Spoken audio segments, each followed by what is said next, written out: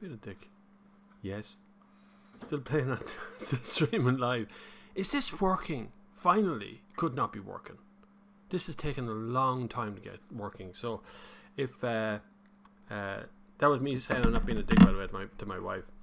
Welcome to the Sunday service. I could not make that thing go live from anywhere else, so I've used OBS streamy thing. It's the only way I've been there. Marcus Hogan is first. He just finished the F1. Is now on the Sunday service. Great Sunday. Hello, Niall Burke. You're all starting to file in now. It's brilliant to have you all here. I just literally came back in from a run. I did one of my fastest 10Ks ever, so it's absolutely fantastic feeling to be out and be fit and healthy at this time of the day. Have a coffee, and I have food here as well, courtesy of my wife. I have to do the Adam Buxton thing now, going, my wife. You ever listen to Adam Buxton? Yes, what we're doing today is our Tesla finished. If you were watching yesterday at all in any part of the news, you would have seen that Elon Musk has stepped down as management, but he's not really gone. Like, he's still part of the board, still part of doing things behind the scenes. But he's under investigation for, well, fraud, among other things. But besides what he's under investigation for, where does that leave Tesla as a car company, not as a battery maker? Let's go with the car company part first, right?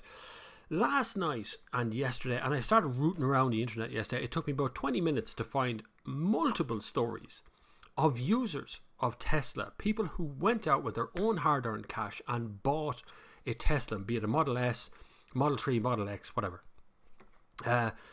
and have wound up in trouble one way or the other with something mechanical, something electronic, something gone wrong with the car. Now, in one particular instance last night that I found on Twitter, didn't take me long to see it, was this guy was driving along his highway in America, and basically his dashboard and all of the associated electronics in the car were shutting down.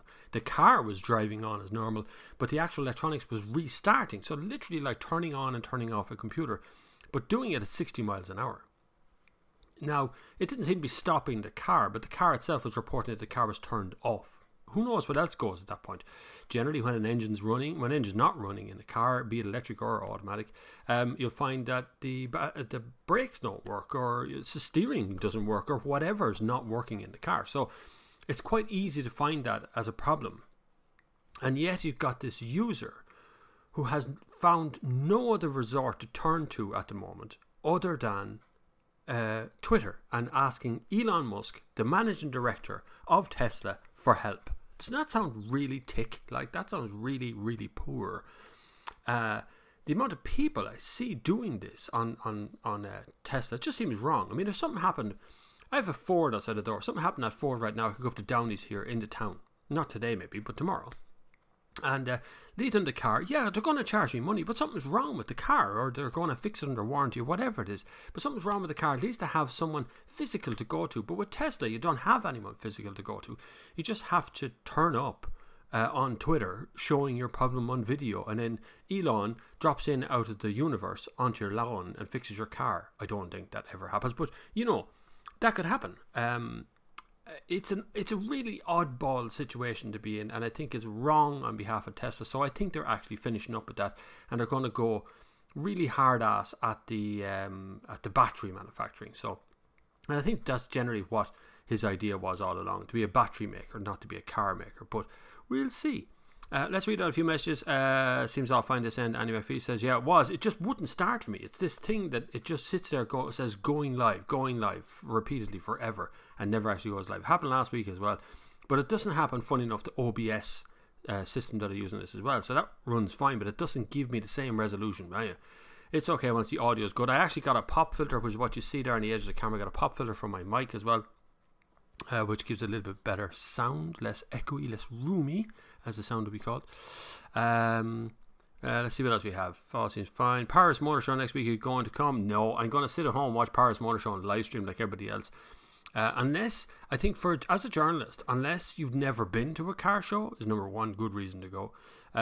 Two, you have someone specific you're after. So if you're actually going to see a managing director or an owner or someone who's building cars, and you've staged or got an interview with them, or you managed to have them to yourself for 5 minutes, then it's worth going, because you might get something on film or a chat with someone and you might just get a little bit of information that's not what other people are after getting.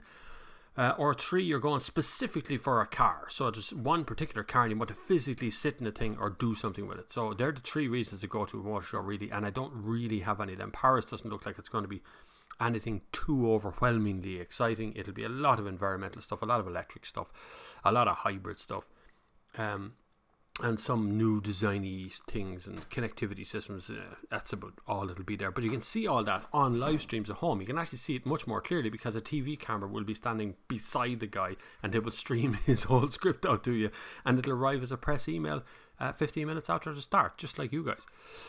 Good afternoon, Paul Grady. Thanks for coming. What do you think of the new Kia Proceed shooting brake? Looks very tidy, very nice, very good design. Kia are doing really good things at the moment. Their design. I was driving in the Kia Ceed SW the other day. Really pretty car and very, very keenly priced. So in Ireland anyway, they're doing good things, and it's because European designers now, of course, run Kia. What's his name? Peter Schreier is the MD. He's the chief designer as well. He did the Tiger Nose and all that sort of thing. So a strange place for a Korean company to be, but of course they're hailed as European. The shooting brake does look nice. Hopefully they keep going. Marcus Hogan says, off topic, but fair play to you on the run. Training for a triathlon in 5 weeks. Run, shoot, swim, ride. Shoot. What the hell's the shoot bit? You shoot things. You shoot people. You shoot the people who lose, do you? Is that how it runs? If there's someone in front of you, get a shot at them. That's how you win. Like, if you're the most accurate, you could win that. I'm vice captain of NUIG Equestrian Club. All right, okay. Oh, that's different. That's different. Good man, Marcus. That's good.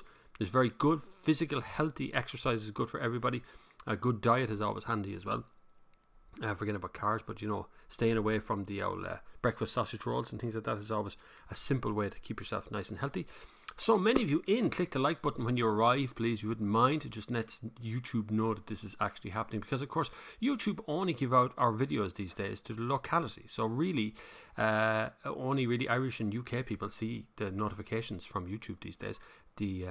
The US guys have to wait for a few days before it actually happens. It's kind of weird. I was looking at my analytics the other day, and YouTube, yes, are of course making sure you're not promoted on the recommended page too much, because God forbid that they actually want people to see your bloody video. And he says the amount of battery packs, big display and monitor Tesla owners have had replaced under warranty seems scary, post-warranty orders. That's true. I'd have no problem with things being replaced under warranty and they're doing all the work for free. The big issue seems to be that they're not dealing with it.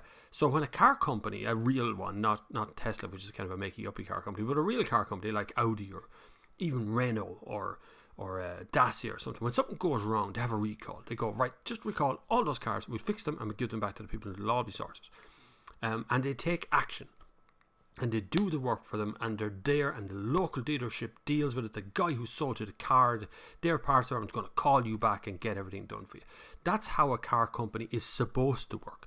Not this, go online, order your car, it arrives, it's broke. Well, guess what? You can't return it because there's no dealership nearby. It's going to take us a few weeks. We can't help you right now. That sort of stuff is just not acceptable when you're forking over 100 grand for a car, which is what a Tesla Model S 80D or 100D or whatever it is called. It would be in this country 150 grand for the Model X. Model 3 is going to be close on 50-60 grand if we ever see the car here. So that's a lot of money to be forking out for something that basically has no warranty, and you don't know who owns the warranty or where it's going to be fixed or not. What do you prefer, Hyundai i30N Performance or Kia Ceed GT? i30N, where my heart is there. It's a very pretty looking car. I love the flat lines on the thing. But in actual fact, being dead straight with you, I would buy a Golf GTI. I wouldn't buy either the Kia or the Hyundai. I think the Golf GTI is just enough of the car you ever need forever and a day. It'll do you all the time. You can drive it every day. Buy it in DSG. You'd have fun with it just driving home in traffic. And when you're bored and you're sitting there stuck, it's got a good infotainment system. It's got Apple CarPlay. It's got all the good stuff you want as well. It's a good all-round car in that segment. It's still the king of the segment, unfortunately, for Hyundai. Although I wouldn't sit on the laurels too long there, Volkswagen, before you bring out a new Volkswagen Golf.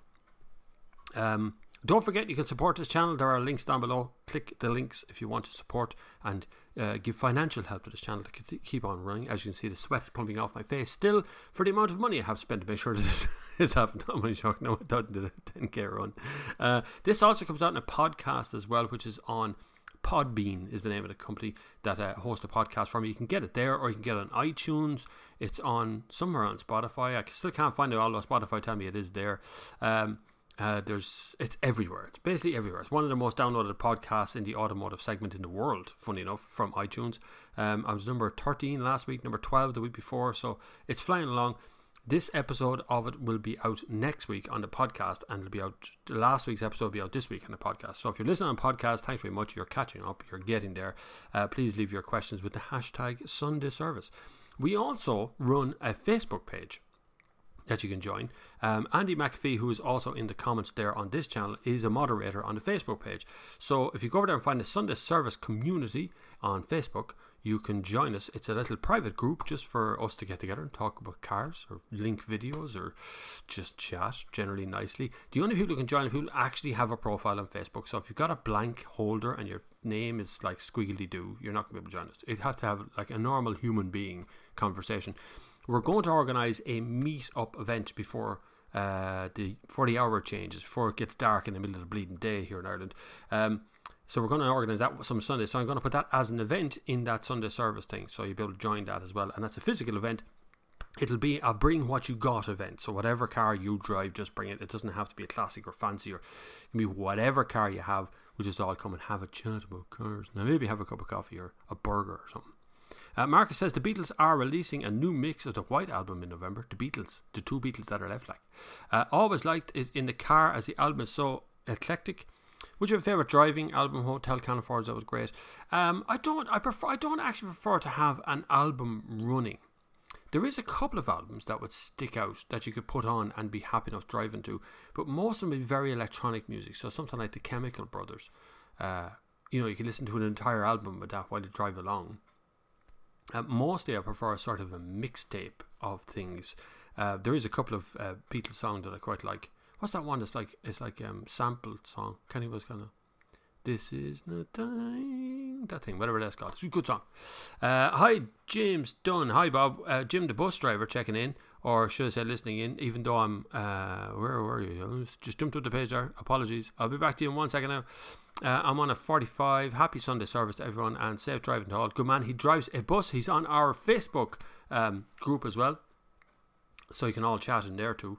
I'm not actually connected to Facebook. It is on my phone though. So if any of you, I have it open on the phone here. See, if any of you want to join right now, I'm actually sitting here looking at you. Yes, Jim Dunn's bus from JJ Kavanagh's right there. He's here local in town, so if I see JJ Kavanagh bus and I wave at you frantically and it's not you driving, I'm terribly sorry, Jim. Mo Carey, at auto shows, what are the press days for, and how about the public? The press days are, what happens is the MDs, the managing directors, or the designers sometimes, usually the marketing people will be there. They'll unveil the car for the first look at a show. It won't be any sketches, it'll be a real physical thing. You'll get close to the car. Usually press guys can get into the cars. The problem is the press days have been polluted by people who not press. This has become a real issue for people who are actually there from the press, right? Because it's already flat out busy. It can already be very difficult to get your turn at the car, especially if you're doing video, whatever about text and pictures, but video is very hard to do because there's just guys milling around the place all the time looking at the car, particularly when it's just been unveiled a minute ago. So what's really happened this year is you have to have a press pass, and you have to kind of apply for a press day, and they have these different days. And sometimes Volkswagen used to bring along their own tent, and the day before the opening of the Paris Motor Show or the Frankfurt Motor Show, Volkswagen would fly press out, and we'd all stand in this great big room, and they'd show us all their cars that are coming physically in front, and who's the managing director of what, and they've trimmed back the budget a bit, but that still goes on. The big problem is that Volkswagen were the only ones doing that, but with Peugeot were trying their best to do that, and they couldn't, it wasn't happening for them. But on a press day you can get access to stuff you wouldn't normally get access to. There's my wife making more stuff over there in the corner, Catherine.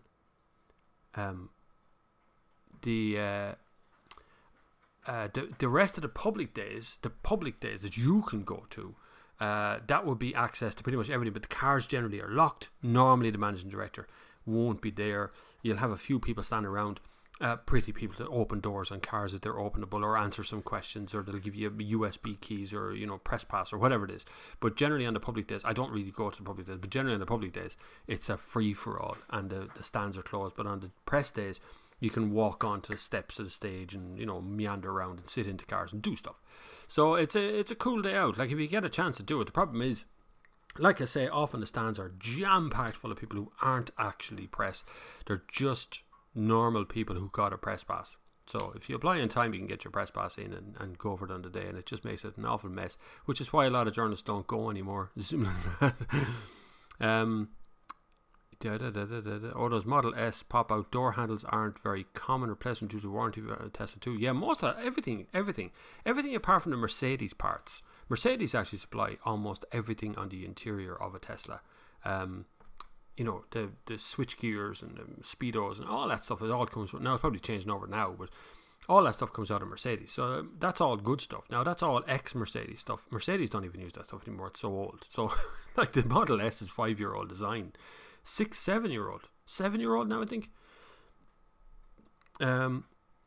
What is a car air filter? So you got two kind of air filter in the car. You got an air filter that filters the air for the car to breathe. So the car sucks in air and causes compression inside the engine. That causes the car to make sure that it stays cold. It passes over the radiator. Air passes over the radiator. It stays cold and cool. That air goes through another system called a pollen filter, which can pull out bits of pollen, and that air goes into the cabin.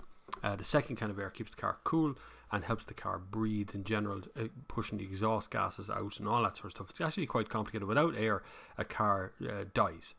It can survive pretty much everything else. If you ever see a car that's designed to be submerged, you'll see a snorkel sticking off the top of it. That's an air breather.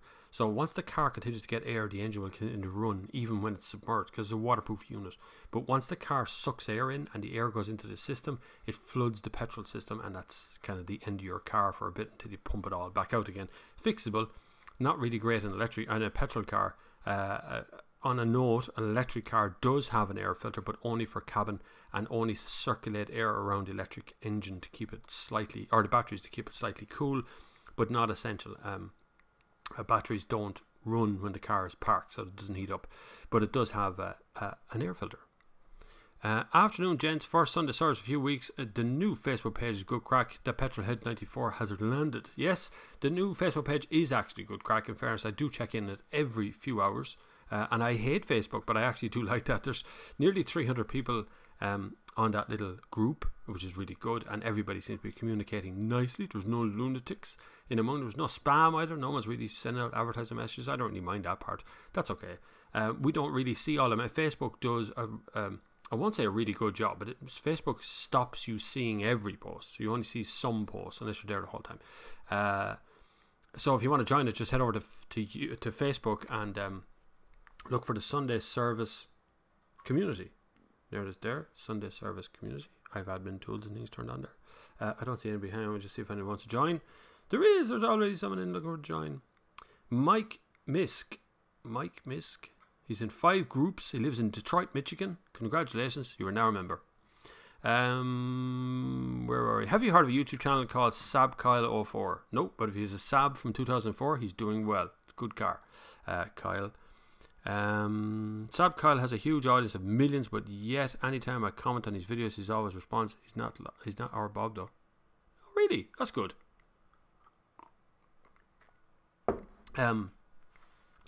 That's good. At least people. I love when people do comment back. I hate when people get so big they can't be bothered anymore. It's just too many comment. I generally comment all the time. Nearly 17 million people have watched the videos now. Although they're not being served to the amount of people that they were being served to before. It's not me, it's everybody. I've seen this, like people in the US are having problems not being served outside the US, so they're just stuck in the US audience. The same thing is happening basically to the UK guys. They're starting to see a demise of themselves as well. Some channels have actually shut down, not car channels necessarily, but some channels have actually just shut down because it's just not being served out to enough people.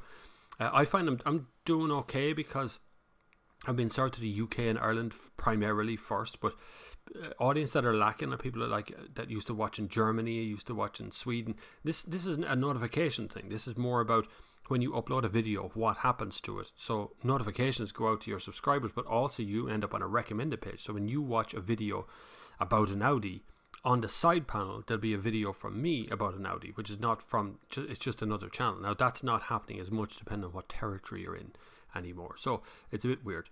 33 and a third is here. Batteries aren't the issue, it's the electric motors. Many S and X owners have had to get these replaced. As ownership, I'd stay well away because other minor issues which cost a fortune to fix after warranty runs out. This is true. I am seeing this multiple places all over the internet at the moment. Generally speaking, users are coming up out of everywhere going, there's something wrong with my Tesla, and Tesla have not fixed it after months. They have not called out to get the car. The idea was, you see, you're supposed to be able to buy a Tesla online and it's delivered to you. And then you drive your Tesla, all will be well. When something goes wrong, they'll come and pick it up.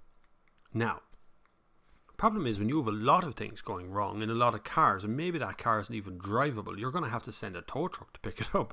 And if you're in, I don't know, Donegal somewhere, furthest point away from a Tesla dealership, it's quite hard to get the thing back. And then what do people do while they're waiting for their Tesla to be fixed? That doesn't work. It's just not a good thing. There's no infrastructure, there's no backup behind the Tesla brand. So all I think they actually want to do is make batteries. That's all. They'd rather not really make cars. I think cars is like their halo thing. I'm not sure we'll ever see the little roadster or the trucks, or I just don't think so. I think that Elon Musk will throw a hat at that eventually. Just kind of go, it's just not worth it. Why would you bother? Kia won't do a high performance sub brand like Hyundai, as there's no viable business case for them in the GT. Needs to be a reasonable package, and that's unfortunately right now a WLTP system which has come in. It's come in September this year. It makes everything look very expensive. Unfortunately, the Up GTI will not be coming to Ireland officially. It is actually, there is a couple of dealerships that does have it, but they've imported them from the UK. So it won't be coming. It's not going to be here. We're not going to get to drive on. It's like tragic. Up GTI. Until they change their stuff, you'll see what happens. Sunday, sorry, there's a link there. Andy McAfee is linking the group for the Facebook group. If you want to click on that link and go over it and have a little, there's nothing in it for me or anyone. I'm not trying to sell you anything. We're not trying to sell you anything in there. It's fine. It's just to get everybody from here over there and let people do all their stuff. My wife was also out running this morning. She's making lunch and I'm starving. I get 10k hungry. So it's got. I don't know if anyone else ever feels that. After a run, I just get so hungry. Anyway, moving on. Marcus has joined us on Facebook. Would you recommend the Kia Stinger GT 3.3 V6 twin turbo? I certainly would. That is a bloody good car. Do not buy the diesel one of that Stinger though. It's good looking. That's where it ends. It looks great when it's parked. You'll start it and you'll hear the dug from the diesel engine. You just go, nah, it's not worth it. If you don't buy the 3.3 litre V6, don't buy the Stinger. And I know that sounds really harsh, and I'm sorry if you're from Kia and that's just the way it is. It's an absolutely outstanding car, but only in the 3.3 litre V6 one. Otherwise, you're just going to have to explain why you bought a diesel performance looking car. Paul Hickey has landed. Hi Bob, any info on the new BMW 3 Series coming in the next few weeks? New 5 Series not selling well as the previous F10 model. I have seen the same picture you have seen.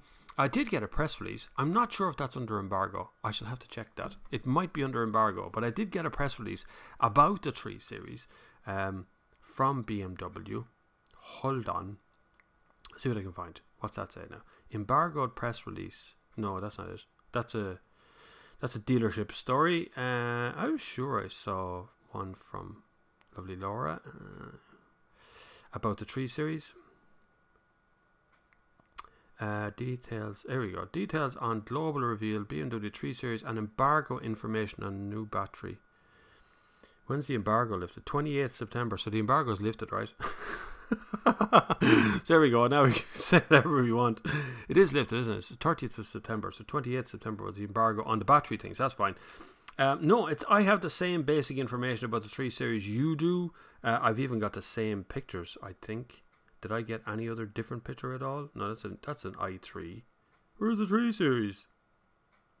They're all pictures of an i3. But there is the 3 Series on the way. The new 3 Series. I've only seen it covered up like you have too. I don't expect it to be a remarkable looking different thing. I mean, don't get terribly excited because 3 Series can't go very far from where it is now. It's not going to revolutionise the world. BMW don't have a brand new engine to stick into it. They don't have, there's not some sort of giant leap forward for BMW. But the problem is right now that the 5 Series didn't quite, it's sold, but it's sold to a very different clientele than where it used to sell. It used to sell to sort of middle to upper management. Now it's kind of lower to middle management, and it's after shoving itself down because it became a fleet car. Nothing wrong with fleet cars, but it moved itself properly into the fleet car segment. So what happened was people didn't buy a 3 Series, they bought a 5 Series. People didn't buy an Audi A4, they bought an A6. It's the exact same thing has happened to both companies. Mercedes, not quite as much, but still in the same sort of region. Didn't buy C, bought E. And so the 3 Series now needs to attract people back that direction. And that is a massive problem for any company to do, to have their most successful car, which the 3 Series is what BMW sold most of over the years, to have that and to be in a position where it's not really selling as much as they thought it was going to sell. And the same applies to their middle management one, which is the 5 Series. Don't expect a big jump up like we did, like if you go back a few years where Chris Bangle, the UK designer, I met him, lovely guy. Chris is a lovely guy. Got really drunk with him one night. But anyway, Chris Bangle designed the 5 Series, the one that everybody desires now, which is years old. I don't know what F model is, but it's a beautiful swoopy one. Came out way back, like 00. Top Gear did it first. Everybody called it ugly. Everybody thinks it's absolutely outstandingly beautiful now. So that's the one. Don't expect that kind of a jump, that because BMW did that once and got stung by it. It didn't sell well, and now it's a massive collector's item. So it's a difficult place for people to be at the moment. New 3 Series will look well, but I don't think it's going to look terribly different from where it looks right now. Is the Audi, hopefully I'll answer your question, Paul Hickey, by the way. More Carey says, is the Audi Q3 good to drive? Yes, it is. Audi Q3 is fine to drive in 1.5 litre petrol with an automatic box. I drove a 2 litre diesel manual that was like dead. It was really long throw on the gearbox. It felt really kind of sluggish. I drove the diesel one in an automatic, which also felt very nose heavy, very difficult to kind of drive. It just seemed like something that would be suitable on an Autobahn, not on an Alp where I was driving it. The 1.5 petrol one was the most lively of the lot. It felt good. There was also a 2 litre petrol there, but that won't come to Ireland. I drove. It was interesting, but not 235 or 235 brake horsepower.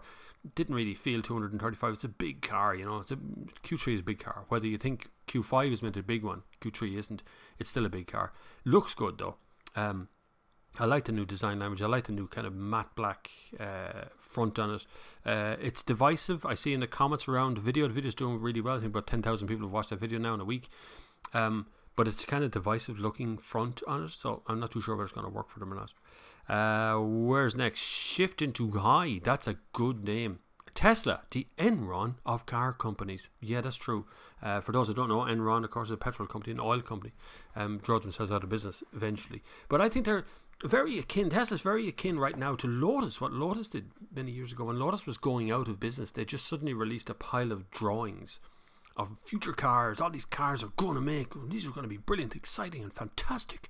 This kind of design is exactly what we need. Bang, they ran out of money. That's, I think, what Tesla was trying to avoid. And Elon Musk, don't make any mistake in thinking that he's not a master marketeer. He is a master at it.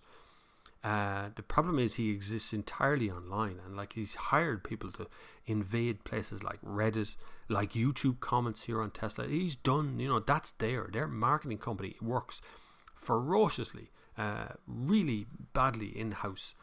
But the problem is the infrastructure that supports the car industry is vital to the car industry. So if let's just take Renault for example, right? If Renault France design a car tomorrow and they put it into the Paris Motor Show. We all look and we all like it. That car goes into production. Next thing happens is dealers come over and they get training on the car, on sales practices, on what kind of sales points there are on it. The tech staff, the support mechanics from the dealerships get flown over to Paris as well. They go and they attend all their tech things. They get training courses. They go back to their dealerships. They train the rest of their staff there on how to support the car, how to make sure it all works. All that training goes into each individual employee. Journalists come out. We test the cars. They adjust the suspension and they adjust the throttle responses and steering systems for each of the countries as we go out and say, don't like the steering, don't like the brakes, don't like whatever it is. I change all that, then the car goes on sale. Customers start to buy the car breaks down. Cars break down, they just do. Any car can do that. Something goes wrong, something's not working. They go back to the dealership. The dealerships had the training, they fix the car, they give the car back to the owner. That's what should happen. None of that is happening with Tesla. They have these Tesla specialists, these guys that experience Tesla. And you go in, you're told what it's like to own a Tesla, and they've never opened the bonnet of a car. They don't know anything about the stuff under the car, the chassis, the systems, nothing. The car breaks down and no one's there to help you. That's it. You're on your own. And that's just not a fair place to be. Fishing in the Midwest with Seamus Walsh coming to Ireland in 8 days. Is that your username? Fishing in the Midwest with Seamus Walsh? Oh, right. I thought you were actually going to go and fish with someone called Seamus Walsh. That's your username. Well, congratulations. You're coming to Ireland. What part of Ireland are you going to? Are you going to Dublin? Don't. Go see it in a weekend, but then just go west. Go anywhere outside Dublin is a much nicer place to be in Ireland than Dublin. If you're looking for a weekend away, go to Dublin. Fine. Yes, sure. But obviously, it's a city. It's a big city with big city problems. It's got growth problems. Go to Wicklow, go north, Drogheda, it's quite nice up there. It's Meath, it's a lovely place to be. I cycled all over that place. Go over to Clare, Westmeath, Laois, where I am, of course. I'm in Laois. Come on down here and have a look around here as well. Or just go all the way west out to Connemara. Beautiful, beautiful place. I feel very actually patriotic today. Last night I seen Black 47. Has anybody seen this movie? Black 47 was made very low budget. But it's actually got some really good actors in it, and it deals with the Irish famine and what the British did to us during the Irish famine, less than 100 years ago actually. But what the British imposed here on the Republic of Ireland, and deals with it in a kind of a stark way. The pacing is a little bit off in it, and you can see some of the kind of low budget matte painting stuff that goes on in certain scenes, and some of it is borderline sort of cheesy Irish, but nothing is too diddly-eye. There is a lot of Irish speaking in it. The subtitles are dealt with in a very good way to kind of pop up on the screen here, piece of face. Very good. If you're any interest at all, Black 47 it's called. You can, I think it might be on some streaming services at the moment. It is finished in the cinemas. Unfortunately, I didn't get to see it in the cinemas either. I missed it. It came through Portlaoise for one evening and I missed it. I hope to catch it. I'd love to see it on a cinema screen. Worth a watch if you get a chance to see it. Black 47. Do a little search for it there. You'll find it. But anyway, congratulations on fishing in the Midwest with Seamus Walsh. Midwest of what? You sound like Irish. Like, are you in the Midwest? If you're only coming to Ireland, so where would you be from? America somewhere?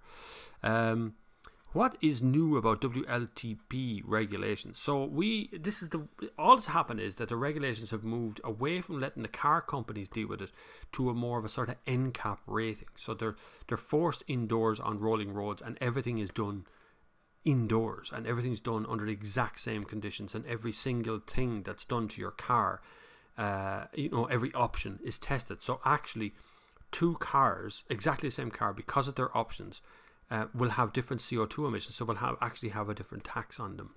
But it's made some cars, the CO2 emissions high enough that the car just wouldn't sell under its price. It just wouldn't come anywhere near its price. I'd like to point out one thing, that I'm driving a Ford Focus this week, which that starts at like 24,900 quid, and there's no parking sensors or reversing camera on it, nothing.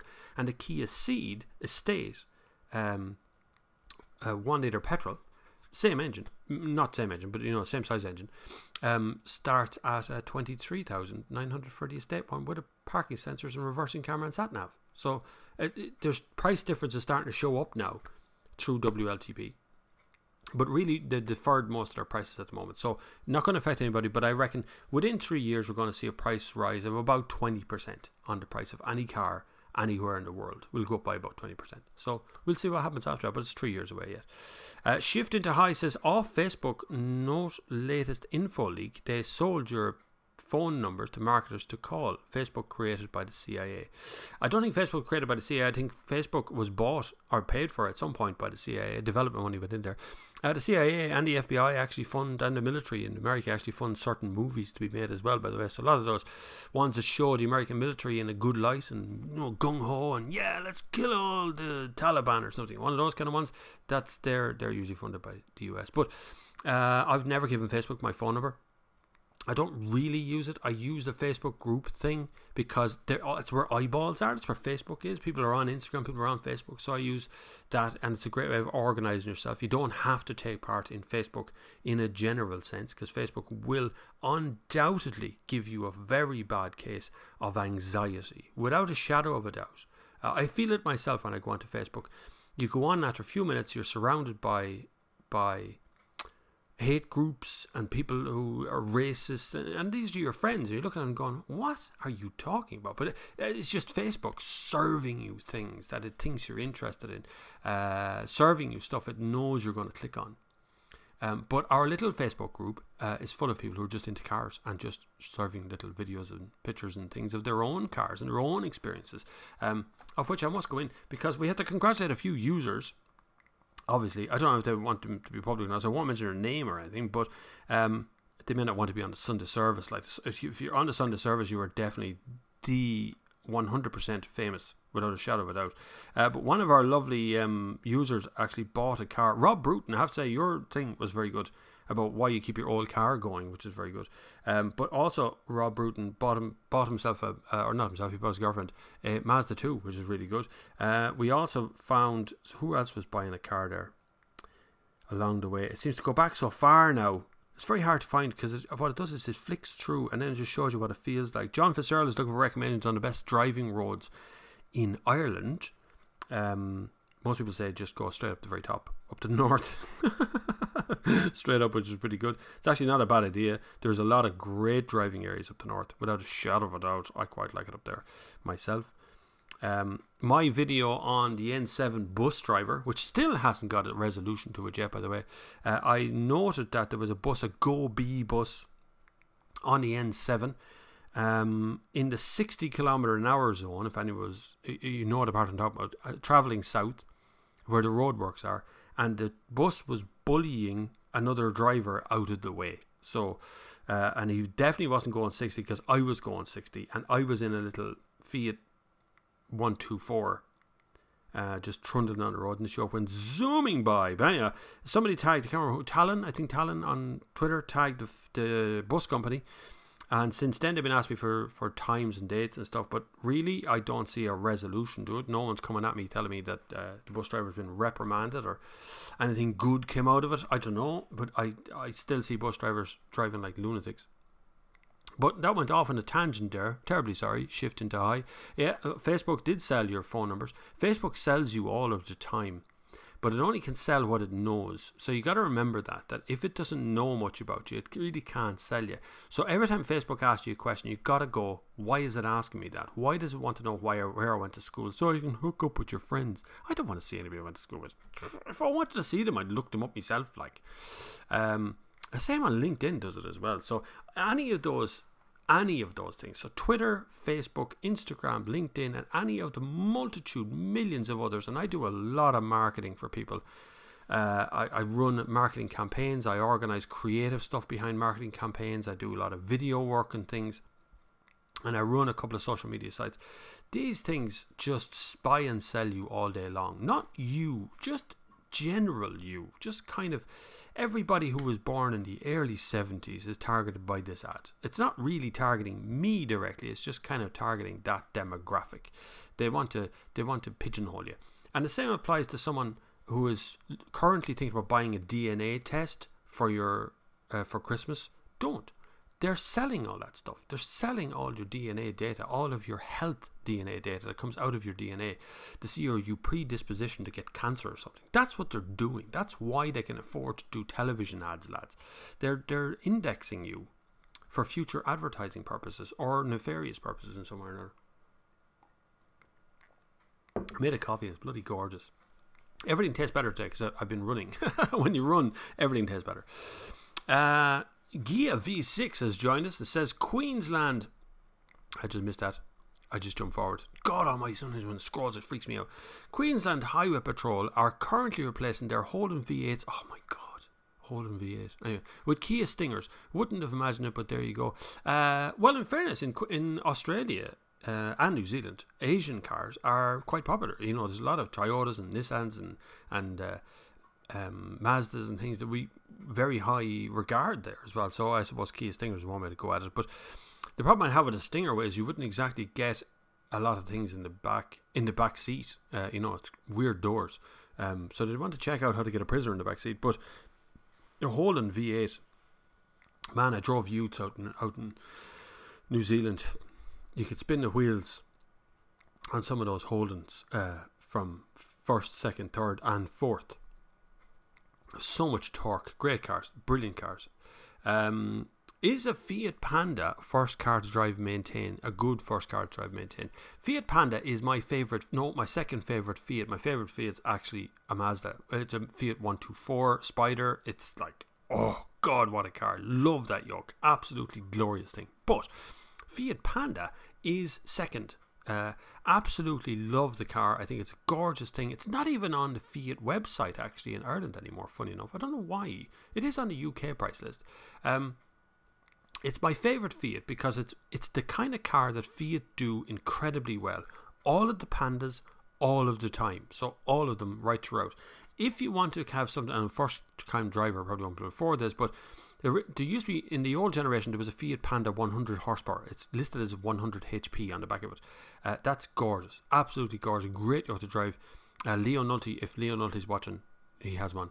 I want to go on it. He might have sorted by now, don't mind you. But Fiat Panda, brilliant car. Absolutely brilliant. The latest model has things called squircles in it. That word has always stuck with me. Square circles. Only Fiat, seriously, only Fiat marketing could square a circle and call it a squircle and make it a thing. But anyway, it's true. So yes, Fiat Panda for sure. What EV would you buy? Whatever's the cheapest one at the moment. I would because our second car, the Leon, outside, I could replace that with an electric car in the morning. It only does 4,000 kilometers a year. I would go out and buy a Generation 1 Nissan Leaf because it's got about 100 kilometers range, and you know, that's it. Sure, what more do you need? It's enough. I'm never going to go much further than that. You could also buy what might be clever money, because Renault brought out the Renault ZE, which is a Fluence ZE.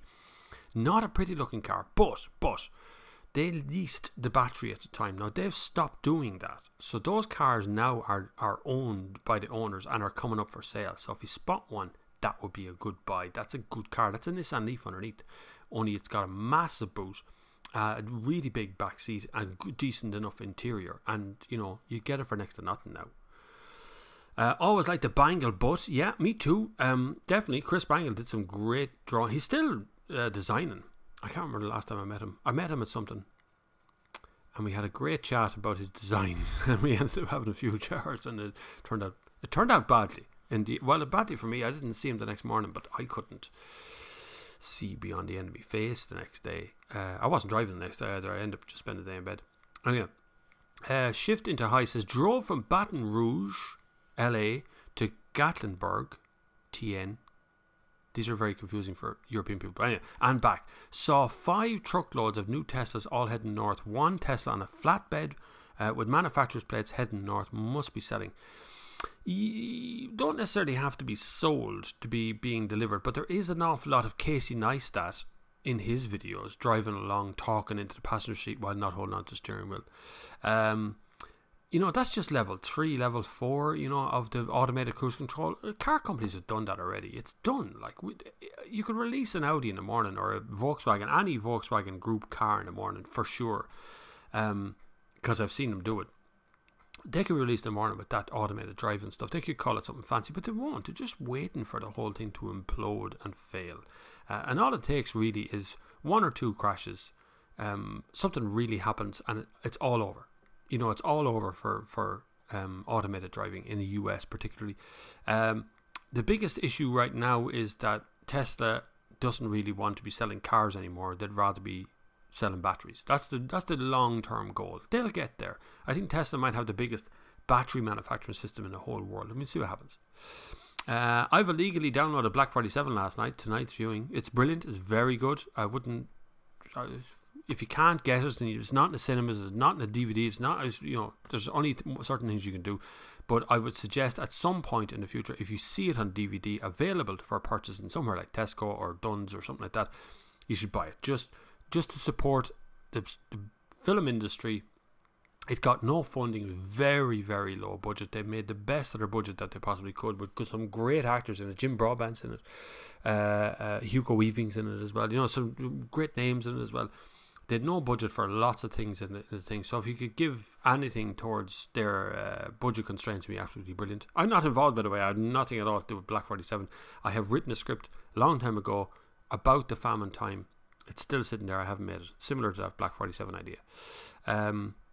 Thanks, Bob. Good intel on the Facebook, Instagram life. It's true. It is true. The Facebook thing is don't give them anything. Don't give them anything. Take from them everything. Is a line from a movie. That's from that movie. I can't remember the name of it. No, not terrible. It's where the Spartans are all doing their thing. Anyway, but yeah, take from them everything is the whole idea. Use Facebook to your advantage. I like the events thing. It does. People do list a lot of events. It does show you events that are coming up and today and tomorrow and so on. And I'm using that group thing to give people a chance that are on YouTube, on all these different audiences that all watch what I do. The guys from Instagram, the guys from Facebook, the guys from YouTube. The people on Reddit or wherever it is that stuff is being embedded belonging to me. I'm trying to bring them into a place where they can get it all at once and then actually get to know each other as well, and we can all look after each other and we can all see how we're all doing. And I suppose what was prompted that was George Falls. George Falls passed away a few weeks ago, and that kind of prompted it because he was omnipresent with me, and yet I only met the guy once or twice I think. But he was everywhere. So he was on Facebook, he was on Twitter, he was on YouTube, he was on all over the place. So I had many conversations with him. But yes, he followed me in various places. So what I'm trying to do with this Facebook group is give everybody a chance to follow each other and to be part of the big, large community that's attached to cars and the car industry in Ireland. A lot of people who watch this work in the car industry. You work in dealerships as sales, or you're a mechanic, or you're in the bus trade, or you're in the recovery trade. There's a lot of Gardaí, there's a lot of drivers, so we're all in that together. So if there's a way we can do it, and that's where I think Facebook goes into it in that group sense. You don't need to have an account or an active account to join us. You just come into the group. You can watch what's going on when you're ready. You can make your own posts. There's no pressure on anything in there. So it means we can keep in touch all the time, 7 days a week, and at the same time still have this live conversation, which is a totally different thing, where you all get to meet each other at different times of the day as well. Hi, Bob. Did you get a chance to drive the new Focus? The new Focus, Ricky Finn, is sitting outside my front door right now. I've driven it for the second time. I've driven it internationally, and I've driven it twice here in Ireland. I have to say I'm not impressed too much. The steering's a bit vague. The seats are a little bit unsupportive. There's no reversing camera or parking sensors as standard until you reach like way up near the top, like titanium spec. The interior is very good. The touchscreen and things that come straight out of Ford Focus into this is very good. The 1 litre engine's very good, extremely good. The 6-speed box attached to the 1 litre engine is very French, very vague. It's very hard. It's dog leg as well. It reverses over towards the driver. It's just a very odd car. It just seems like a car that's built for price, but yet it seems to start at around 25,000, and you're going, that's really expensive for that segment. It's expensive. So yes, there is a video going to appear out of the Focus, but Ford probably won't like it very much. It's in Car of the Year. The Irish Car of the Year is on this year. We'll be doing a full refresh day in the middle of next month. No, not middle, towards the end of next month, and then we're going to reveal the Irish Car of the Year. I couldn't tell you what it's going to be at the moment. It does look very favourable towards the Skoda Karoq and towards the Kia Ceed. Seem to be placing well at the moment. The Ford Focus, it's debatable. I really do think it's debatable as to whether it's good enough to be there, Oh my God, the next question is your opinion on that new Ford Focus. Really think the Ford are going into a bad place. Car is way too expensive for what it is, and Ford reliability is very poor these days. You see, and I didn't read there's Aaron Milan. I didn't even read that bit. And I'm 100% behind you there, Aaron. You're dead right. Ford are in a really difficult place at the moment. They've never gone bankrupt in the US. I understand that, but Ford Europe are pouring money at the moment into the new Ford Focus. But they don't seem to have got the spec right at all. And the steering doesn't seem... I don't know what the hell. I can't explain it. It's like a dish, and then it's really heavy all of a sudden. It seems to weight up funny. The electromechanical or electrical system in it just isn't... it's not there yet. And the seats are really weird. They don't support you well at all. You get a curvy back in them. Very odd. Very, very odd. But look, full review be coming.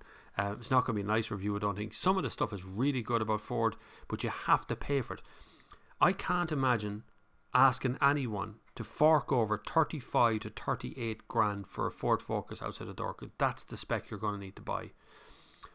Especially when you look at a Kia Ceed and you go for a 1 litre and you get all the bells and whistles, and it's 23,900 plus delivery and related charges and mechanic paint and things. So you're talking about 25 grand for that car. The equivalent spec in a Focus is 10 grand more. So it sounds really expensive.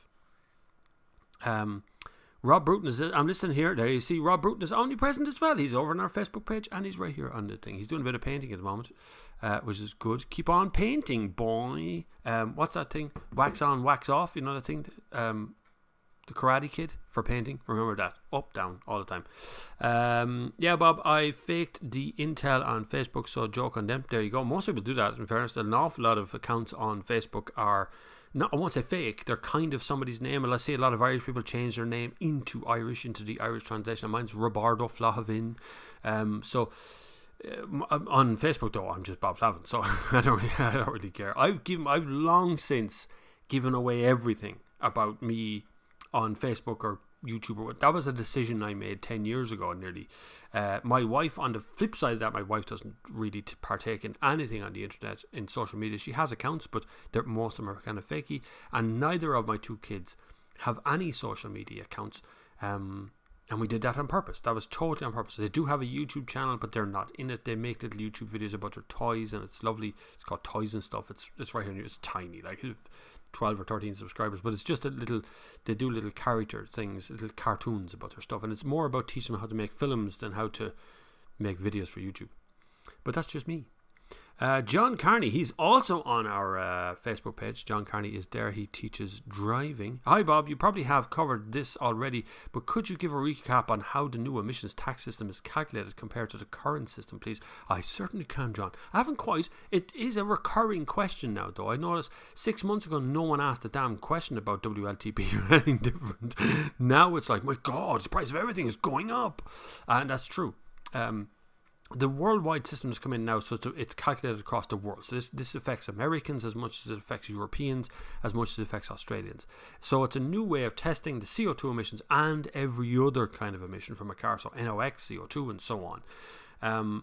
The way the system has worked, what used to happen was car companies would take the wing mirrors off a car, tape up all the gaps, take out all the seats, drive the car in its basic form, the least amount of fuel possible. That would be the CO2 emissions. They drive it at 40 kilometers an hour for a mile and go, right, that's it, done. So everybody had these extraordinarily low CO2 emissions, big cars that were in tax band A, right? Now WLTP sets out to be fairer for the consumer, to make a better choice for the consumer. So the idea is that everybody's test is exactly the same, and every individual spec on the car has to be tested. So that's why most car companies now are selling you a pack. So here's a winter pack, here's a summer pack, here's a driver's aid pack, or whatever they call it, and it comes with 5 or 6 things in it, rather than you being able to go, no, I want a leather dashboard, leather seats, but I don't want leather this or that. Rather than you being able to do that, now you buy it as a sort of a pack, and that's it. My God, a lot of people watching. Congratulations on everybody being here. Click the like button. But with the WLTP, so you can't get around any of that now. So now they sell you the pack, and what's happening is that the price of the car will now reflect the new CO2 emissions. So cars will start to escalate in prices from maybe next year. I wouldn't say this year too much, because right now, if they were registered, if they made cars and had them imported into Ireland up to September, they were allowed to use the old tax system. So cars that are currently on sale are in the older tax system. And so they haven't hit that new price range yet, which is why there's a bit of a supply problem with cars at the moment.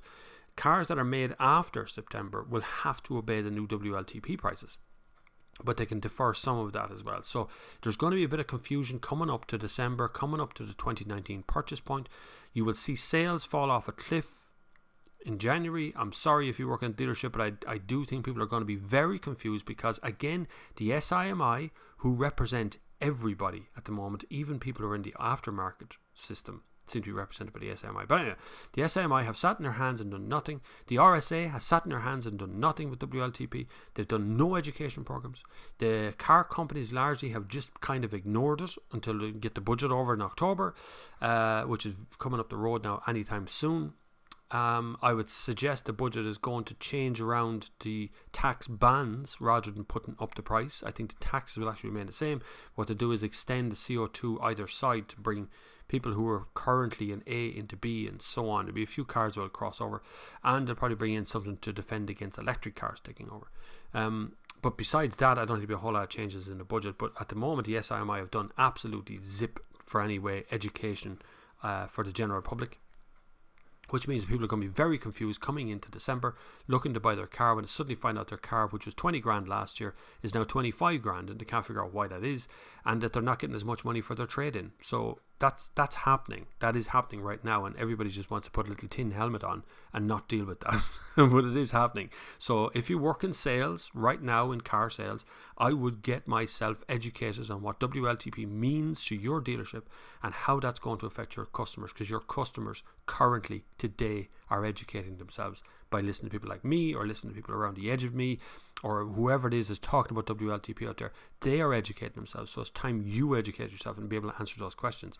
So if you don't do it already, you'd want to find out what it means to your business, because it is going to affect your commission when you don't sell enough cars.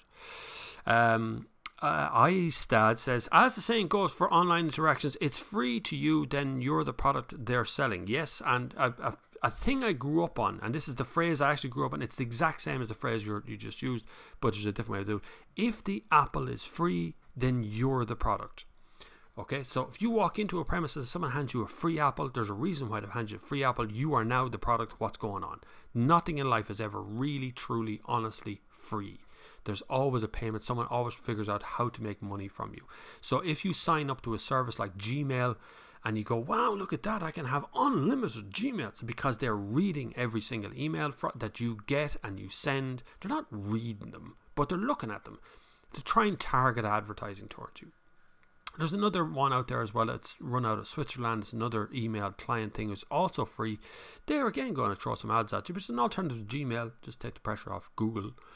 I use Gmail for all sorts of things. I use Google for all sorts of things. I have a YouTube channel. I have a Facebook page. I have all that. I decided through education to give away all my details. So it's up to you to educate yourself and then do what you want to do. Don't be a dunderhead who reacts to absolutely everything on Facebook. Goes, my God, we're being invaded by refugees. We're not really. Anyway, hi Bob. Do you think it's a good idea to avoid diesel engines these days after when buying a family car? Well, you see, Tim, that is a really good question, and it's not terribly answerable. Diesel is brilliant. Right now, if you buy a brand new EU6 or EU, whatever the next version is coming, diesel, you could stand behind that yoke and inhale every fume out of it, and it won't make a blinding difference to you. They're so clean these days. But I wouldn't advise standing behind smelling any diesels. Where you'll be, the problem is future-proofing you. So telling you what car to buy today and then telling you what you're going to sell in 5 years' time is a different story. 5 years' time, no one knows what's going to happen. I still see that diesel will be around in 10 or 15 or 20 years' time, because there's a lot of very expensive equipment that runs on diesel. So it's quite hard to get rid of the thing at the moment. But as cars go, petrol is moving forward at a rate of knots. It's higher CO2 is the problem with petrol. So more people buy petrol, the higher the CO2 emissions will be in Ireland. Something Leo Varadkar couldn't be bothered to address the other day in his Friday video, which he loves doing. But anyway, I wouldn't avoid diesel. I would buy the car I need today. Okay, so if I'm doing between 30 and 40, maybe 25 to 45,000 kilometers a year, it's diesel. Nothing else is going to work for you. No amount of Teslas or anything else is going to help you there. No amount of electric engine is going to work. So it's diesel all the way. If you're running less than that, or you're borderline on that mark, petrol. And if you're running much less than that, say 10,000, 15,000 kilometers a year, electric. And just buy what you need, because you probably won't hold. If you're going PCP, you're only going to hold on for 3 to 5 years. That's it. So, you might as well buy what you actually need. They had a 2019 3 Series testing here in Detroit. It was camouflaged, but you could see the 4 new headlights with the daytime running lights under and one side of the lights. No more halos. Yeah, I know. They're getting rid of the old angel eye stuff of BMWs entirely now. Kind of a shame. I always like that sort of design. I'm just not sure. I think BMW's kind of going down a homogenous route. And what I mean is they all kind of look the same. A bit like Audi. When if you put all of the fleet of Audi saloons beside each other, and I'm talking about like A1, A3, A4, A5, A6, A7, A8, I think it, from the front, low down, without being able to see the side of the cars, I think it kind of struggled to figure out which one was which.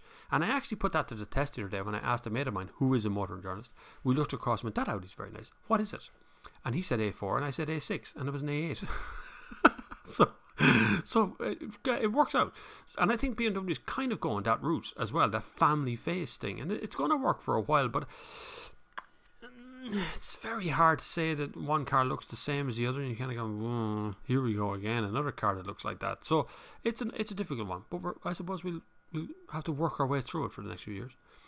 DNA could affect insurance prices. Correctamundo, that's exactly what they're after. They're trying to get your health data through your DNA, put it on file and say, this demographic who was born in Ireland in the 70s is likely to die when they're 90, and so on through the DNA system. So they're selling you, boy. You're for sale all the time. Google releases sells linked emails addresses so that the companies that they have an old address can market to your new address. This is all true. Look, once you're educated and comfortable with it, and you understand the implications of sending private emails through a public server. So essentially, a good thing to remember, right, is when you're sending an email through Google, through your Gmail account. So I have a Gmail account, bobflav@gmail.com. I use bobflav@thenextgear.com. It actually comes through Gmail as well. You can email the email address attached to this channel, which is smokerspack@gmail.com. They're all from Gmail. So if you email something like that, it is equivalent to standing up in a bar full of people and reading out a private letter in front of everybody. If you remember that, that's basically what the email, that's what all the internet is. Whatever you put on the internet is going to be there forever. No one's ever going to forget it. There is no deleting it. If you upload a topless photograph of you taking a dive into a swimming pool, that's there forever, by the way. If you put it on Facebook, you put your kids' pictures on Facebook, they're all there forever. Everything is there. Even though it says you can download and delete them and get rid of them, you can't. No one ever does. So a good rule of thumb is, if you wouldn't want your mother to see it, then don't put it on the internet. We regularly, in the house here, will go for a walk, go out for the day, go places, and we never take a phone out of our pocket to take a photograph. And if we take a family selfie, it is a family selfie. We print it and we put it on the wall, sometimes here, right there beside it. So look after your stuff, and then you'll find life an awful lot easier. You're not comparing yourself to other people the whole time. The greatest problem Facebook has is you look at my Facebook account and you go, oh my God, that lad's all over the world. Look at him staying in 5-star hotels. I don't do that very often, to be honest with you. Everybody puts it under the video when you do an international launch. It's a hard life you have. Well, you know what? You could have that hard life as well if you really wanted it. Otherwise, the 3 Series exterior was the same. Oh, right, there's continuation. Minsk has two parts to say. The interiors were more mainstream, generic, and I wasn't impressed. There was, however, a large infotainment screen between the gauges. Entertainment systems is where the press releases are these days as well. You go into a press conference, the guy goes, the little marketing person stands up and they go, this is our latest generation of this car and it's absolutely brilliant. Wait till you see the Apple CarPlay, and this is how to use Apple CarPlay, and here's the Connect system that you connect your phone to and you can enjoy the internet. And you go, well, what's a drive like? It's very dynamic. Is the answer. Of course, that's absolute horseshit. But it's just they're funny. They're funny like that. They just don't understand what the idea of driving is anymore. And it's all about connectivity now and business on the move, on the go. How many ads on television do you see on a daily basis where they say you can do this on the go, you can have this on the go, on the move. It's quick, cheap, and easy. You can do all that. It's not. You don't need to have anything on the go. If you're buying your lunch and eating it while on the go, you're a bigger fool than anybody out there. You need to stop, sit down, smell the roses, have a lunch, enjoy it, take it easy. Don't be rushing all the time. Life is really short. Just enjoy what you got right in front of you. Somebody just donated €5 by Super Chat. You are most kind. It only shows me the letter C as the person. Cross13, thank you very much. CROS13 has just donated €5 by Super Chat. You are so kind. I don't know what I'm supposed to do here. Yeah, no, that's not what I wanted to do. Anyway, why won't that go away? I've clicked the thing and now it won't go away. There, it's gone away. Deadly. You're very kind. You can donate money by Super Chat, by PayPal, and by Patreon. There are links down below if you want to support this channel in a financial sense of the way. The Volkswagen Beetle video was made from your donations. It was made by that, so that's this kind of standard that can be pulled out. I know not a huge amount of you have watched that video, and I'll tell you why that is, because there's Nazis in it. YouTube isn't showing it to you because Hitler's in it. But it is there. It's the VW Beetle, why it changed the world. It is there. I'm hoping to make another one on Peugeot GTIs and GTI in general, and a Volkswagen GTI. Who was first? Who actually made GTI first? Eric Rocher says, did you enjoy the Fiat 124? Seems good fun around for the money. It's brilliant. And I would actually, unfortunately, Mazda make everything, right? So Mazda make the whole car basically, but the exterior is designed by Fiat, and Fiat make the engine. So I have no problem with Fiat engines. Don't ever get me wrong and think that Fiat engines are anyway unreliable. They're not. Fiat engine nearly powers almost every car brand out there has had a Fiat engine in it at some point or another, and still some of them actually still have Fiat engines. Most vans are powered by Fiat engines. Fiat Ducato is a very popular car. A lot of that stuff comes from Peugeot and Fiat and so on, but they put in a 1.4 litre engine and they put the exterior on it, and it's just the coolest car you've ever driven at any time. Plus you get to say the words, okay kids, you're going to have to go with your mother. This is only one seat, otherwise you're going to have to walk home and I can carry you home. So we have two kids. Absolutely brilliant for the money. Brilliant car. A little bit pricey at 31, I think it's 31 grand, something like that. But it is an exceptional car, a thing you would keep, own and drive every day to work and have fun. Shifted to high says TN stands for Tennessee. South, man. LA, marry your daughter state, says Estad. Don't know about that. Los Angeles? I don't think Los Angeles is like that, is it? I think there's plenty of other places on earth that you marry your cousins and your daughters and a whole lot as well. That's not exclusively an American problem. The first generation Leaf has an internal heater which sucks the life out of the battery. Yeah, but if you're only doing really short journeys, it won't make a blind bit of difference. Like, we do 4,000 kilometers a year in the Leon. An electric car would work fine. Yep, retired factory rep, now doing special investigations for the manufacturer's legal department. Aha! You see, nearly everybody on this channel who comments works somewhere within the car industry. It's amazing how many of you are out there. Plus, I think you all like the fact that I'm really outspoken at times. I'm going to get myself in trouble one of these days, but I'm very likely just to tell you the absolute truth. And some people quote that back at me, by the way. It does happen. There are some lurkers here in the Sunday service, or will listen back in podcasts, listen now for their little brand to be mentioned. Do you know what? No matter what brand you work for, you're not perfect. Neither is your brand. And so sometimes it's just best to call it out at that. Not everything in life is positive, ladies and gentlemen. That is a wonderful way to put it. You cannot go through your entire life feeling positive and upbeat. And you know, everything is brilliant in the world. Everything's not always brilliant in the world. And not everything with your brand is brilliant. So sometimes when you point straight at a car and go, that's crap, that's because it is crap. Not because I think it's crap. It's just because the car is crap. Or because the brand is crap. Or because you're just not very good at your job. Or whatever it is. But, you know, it's not personal. God forbid I should make it personal. Hart says, this is from Nival, Hart says CX-5, good car. Wallet says Peugeot 3008. Brain says Skoda Kodiaq. What does Bob Flavin say? Well, if you weigh up the pros and cons there, right? So CX-5, that's around a bit now. So that's probably, how old is that? 3 years now, is it? 4 years? Okay, so, and that drives very sporty. So that's quite firm and pretty thirsty, even in diesel. So the 2.2 litre diesel is actually pretty thirsty of a car. Peugeot 3008 was last year's Irish Car of the Year by 1 point over the Skoda Kodiaq, right? I voted for the Skoda Kodiaq. The car's on the table. That's what I voted for. But Peugeot 3008 has it on style. Looks really well. Very tidy car. Drives well. I don't really like the small steering wheel. Just it still kind of bothers me. It's something that would bother me, I think, the whole time. And the touch screen let it down as well. The heating controls are in the touch screen, and that bothered me as well, right? But other than that, outstandingly beautiful car. Don't think about reliability or anything else. Peugeots are Peugeots. They'll work as they are. But my pick of the bunch is the Skoda Kodiaq because it's got 7 seats that are actually usable. In the Sportline version, it looks really well. Very happy that Sportline one. I really like that look.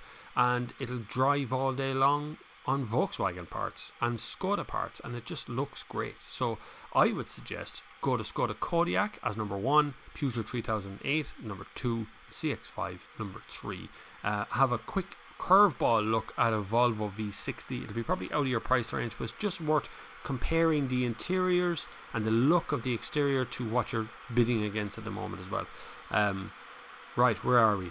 It's all go here in the house today. People are coming in and coming out. Brilliant. Kettles are boiling. Hopefully I'll get another coffee out of this with my wife. You know, put another coffee on, it'd be lovely. Anyway, Cormaca says, is it Sunday again? It is. That Focus is a real disappointment. Corolla will be interesting, but the boot space and the hybrid model looks like a real letdown. 200 odd litres only beaten by the Polo's boot. I know, 200 litres in the boot, like that's going backwards. Like that is backwards. This should be bigger than that. But Corolla will be good. Auris was good. Don't forget, Auris was good. The problem Auris had was the change in name, particularly here in Ireland. Now that the Corolla's on the run again, it's like going backwards to go forwards for Toyota, and that's going to be very good for them. Polo is a big car, no doubt. It is a big car. It feels every bit big, and a good car. It's quite a nice little thing to kind of poodle about in, particularly in the smaller. Sinead can have a heart attack now because I said poodle again. She thinks I made that up. I don't think I made that up. I think it's a real word. She doesn't think it is though. But poodling in the Polo was very good. It's a shame that the Focus, I think it's spec though. I can't really work it out whether it's spec or whether it's just the car isn't finished or something. I don't know. Something wrong with it anyway. Nival Plus has just donated £5 sterling. You're very good. Thank you very much. You're so kind. You can support the channel as well if you wish. The super chat right here, as Nival has just done, and Cross has done as well. Or you can go to PayPal or Patreon and submit some money there, whichever suits you down to the ground. You can post me money if you like. You can post me a check if you want. You can sponsor the whole bleeding channel if you're a business. It's all up for sponsorship at the moment. There's a lot going on with sponsorship and otherwise, but you know, you can check it all out at the moment as well. Professional review of the Focus. It steers like a turd in the bathtub. I like it. I might use that. Maybe not about the Focus, but I might use that. I do have another series of stuff that's coming, hopefully, on used cars. I might be doing a little bit with CarZone. You know CarZone? Carl there, we were chatting around a trip together. I'm going to do another video with Sinead as well. So there'll be a few second-hand Yorks coming up as well. Bit of a crack, bit of fun that way as well, hopefully. Sinead is on holiday at the moment. Loads of you watching. Don't forget to click that like button. I can't see how many likes we have. I'm looking at the stream health thing that says here, this live room that I'm in, which is very good, but it doesn't show me a whole lot about likes. It's ironic between all of us that we could probably set up a dealership with everyone's various skills. That's 100% true, and I actually thought about that. A fella came the other day and said, why don't you create Bob Flavin dealership or something, you know, a dealership with my name over it. And I went, I don't want one. And he said, you should make a fortune at it, but I don't do it for money, so it's kind of difficult. But you could definitely, I reckon, in the room today, there's mechanics, there's sales guys, there's tech guys, there's legal guys. We've all the whole, and we've even got a driving instructor here as well. We've got the whole gamut of things going on today. It's very good. I think WLTP will be good for the consumer. It'll be nice to finally know the MPG my car will get. Yeah, and I'm anxious to try WLTP against what the car says on a dashboard, because I've always found a car dashboard thing to be quite accurate. You know, when it says it's going to do about 1,200 kilometers on a diesel and it goes 1,200 kilometers, it actually does the thing. So I found the MPG pretty much accurate on the dashboard, but the stated MPG, the one that's in the press release or the one that's on the dealership window or whatever, that's usually makey uppy numbers. It's getting very dark outside all of a sudden. I don't know why. Maybe it's going to rain, which is making me look very dark on the screen as well. So apologies if you're watching this, not just listening to this. Why would you watch it? You go off and do something else. You should be listening to this, really. It's more of a radio show than a visual thing. But you can watch if you want to, I suppose. I'm not going to do anything. I won't stand in my head or anything. Detroit New, Musk out as Tesla chair, says stays as CEO, says duped investors about going private. Correct. We kind of knew that was coming, and we were stating it at him for the past while, but he's so easily stirred up that people, Elon Musk, if you lap at the altar of Elon Musk, you tend not to criticize the guy. I criticize anybody. I'd take on any managing director from any car company and criticize them openly. So I have no problem with that at all. But I do think that Musk and Tesla want to be battery manufacturers, not car makers. So I think it's all going that direction for this to go in the direction he wanted it to go. It's just right now he's now being targeted by car companies, because like Audi's just put out a car that can do 400 kilometers on a tank of electric. Mercedes won't be far behind him. Hyundai's going to come in any day now and absolutely wipe the floor on range. Why I say that is because Hyundai have basically unlimited money. They have so much of it. They're so into the heavy industry stuff as well. They got Kia for experimentation and real sales. They got Hyundai as like one of the number 1, number 2 sales or something in the US. They've got bags of cash to do this.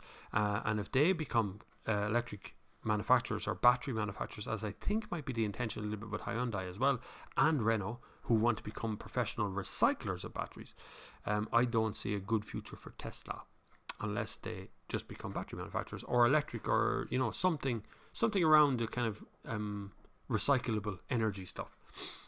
My old Fluence was meant to do 62 miles per gallon, never averaged more than 40 miles per gallon. That's not surprising. Most car companies do mess around with the numbers, but it's very hard to get whether the number they're giving you is anywhere near real. There was no way to test it, but now there is. Now there's definitely 100%. Now you can look at the WLTP and it'll give you some sort of an idea how much it'll be worth.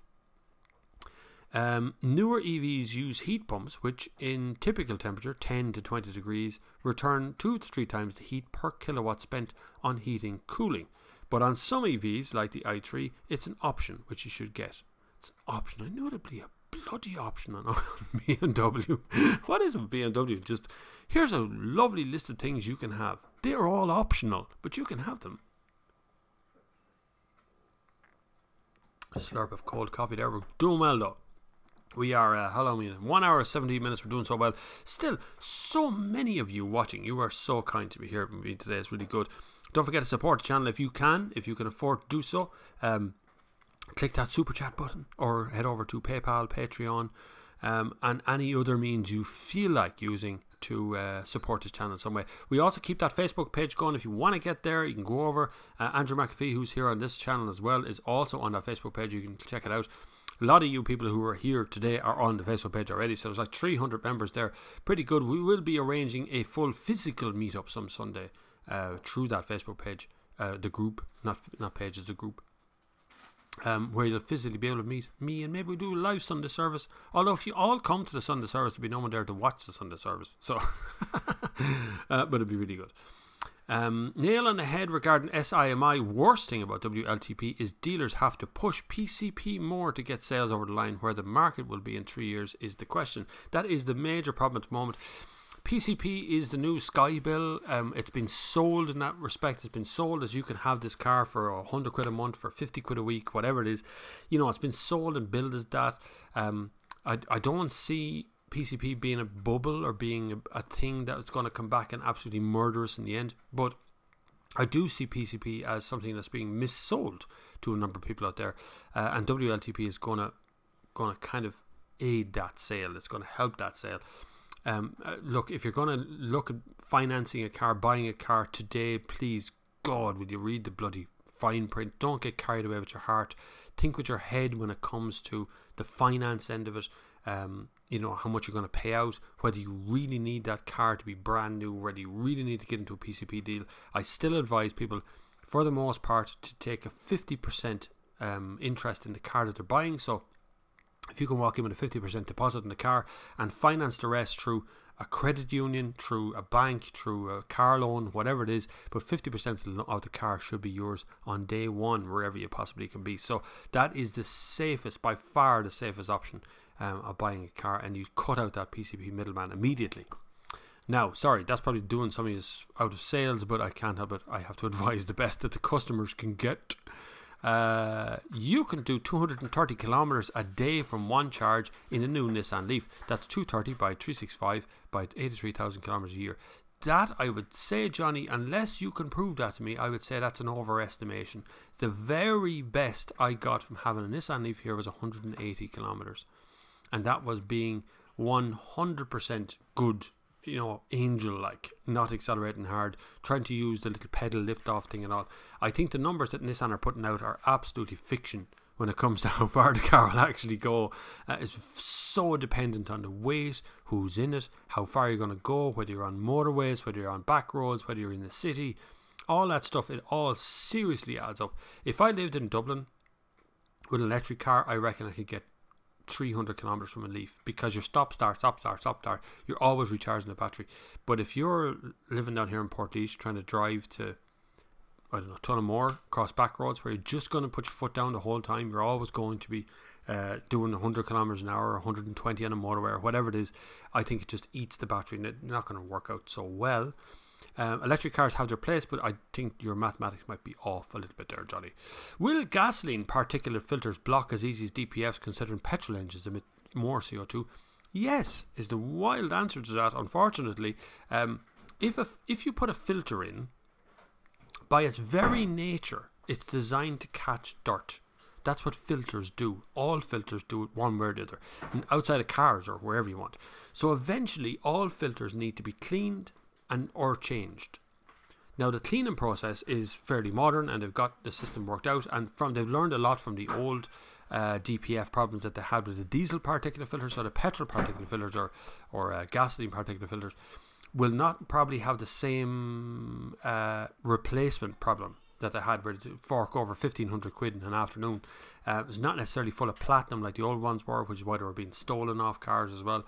So there is an element of we're looking at a good part, that they're getting rid of that thing, but I think we're still going to come across replacement, needing replacement, people not using them properly, not burning properly, something goes wrong again, and again you're back replacing more stuff on your car. So the more complicated you make a car, the more often you have to replace things. Quick drink of the water there. Most EV drivers know I'm this far back. Am I this far back in the questions? My God, there are so many questions. I'm terribly sorry if you're waiting for an answer to your question. It will come. I am scrolling down, but I'm now only just reaching the point where Cross gave me €5, which is like half an hour ago. Sorry. Most EV drivers I know do in excess of 40,000 kilometers a year, unless you can't charge or drive in excess of 500 kilometers a day, 3 days a week. There is a reasonable option either market for 35,000 on the way. By the way, to address the point on EVs, I missed last week, EV get an automatic pass on 7 of the 40 odd NCT sections. Really? Now you see, you don't even have to, you can still take an NCT, but sure, you get a pass instantly, just driving into the place. It's great. Some people can make EVs work for themselves. Some people are very into it, and I mean into it in a way that they've got coin collections, or they've got that in them, that they like the the challenge. I think Bobby Llewellyn is. I met Bobby Llewellyn a couple of times, but I think Bobby Llewellyn is a bit like that. He likes the graphs, the challenge, the kind of working it out, this electric thing of trying to save enough to do this, that, and the other. And I think that's good in some ways. Other people just want to get in a car and drive to bloody work, you know, or take the kids for a spin down to the beach or something. They don't want to think about a graph or a charging point or anything else. And that's going to take time. There will be a crossover point as people. Some people change from one to the other. Some people are wishy-washy. Some people just like all diesel. Some people only drive a classic car. They don't want to drive anything other than the car that they're in forever. And it'll take time, but we'll get there in the end, I hope, sooner or later.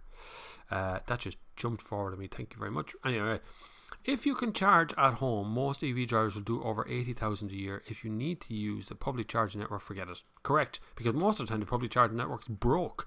All the times I've gone to them, they're either full or broke now. There isn't enough of them, or they're not repairing them because ESB. You mark my words. This year, after the budget, ESB will put a bid in to buy the electric charging network. I have not heard that from ESB. I just think that they're running the system into the ground to make it as cheap as possible so they can buy it at a very discount price. Don't say that out loud. That's doing one charge a day. I've passed 180,000 kilometers in my 151 Di3. 151. Bloody hell, what are you doing? Anyway, yeah, congratulations though. Well done. You've gone a long way in electric cars. But see, you're into it. I think that's the thing. You're okay with it. You've gotten used to it. I find it very frustrating to get into a car in the morning, think, right, I'm going to drive to Bray today. We're going on to the beach. And we drive to Bray and I have to figure out where the local charge point is and then plug in the car and then walk for miles or get a bus or something. It's just a pain in the hole. Like, I just want to drive and park and then drive home. But I love electric cars. I love them. And I would certainly replace our second car, the car outside the door. I would replace it in a heartbeat with an electric car if I was so inclined, but I'm not. Alfa Romeo company designed 124 with Mazda. Alfa then would not sell it due to being made in Hiroshima. Became a Fiat. Really? I did not know that. You're spelling Alfa wrong. But yeah, I did not know that. Different kind of Alfa. That is, I did not know that Alfa actually designed the exterior. No wonder it's so bleeding pretty. In fairness to it. Because Alfa designed it. Alfa designed some beautiful cars. God, they have the best designers. I've done 120,000 kilometers in 3 months in my new Leaf.